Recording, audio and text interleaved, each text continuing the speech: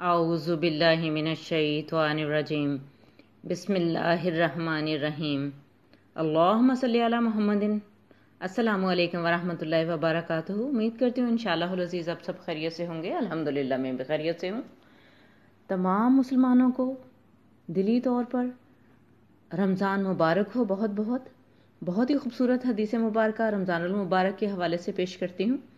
حضرت ابو ہریرہ رضی اللہ عنہ روایت کرتے ہیں کہ رسول اللہ صلی اللہ علیہ وآلہ وسلم نے فرمایا، جو شخص جھوٹ بولنا اور اس پر عمل کرنا روزے رکھ کر بھی نہ چھوڑے تو اللہ کو کوئی ضرورت نہیں کہ وہ اپنا کھانا اور پینا چھوڑ دے۔ سبحان اللہ۔ نبی اکرم صلی اللہ علیہ وآلہ وسلم کی اس حدیث مبارکہ سے ہمیں پتہ چلتا ہے کہ روزہ محض منہ بند کر لینے کا نام نہیں ہے۔ اپنے نفس کو کنٹرول کرنا بے حد ضروری ہے۔ عام زندگی میں بھی جھوٹ نہیں بولنا چاہیے۔ اللہ حافظ۔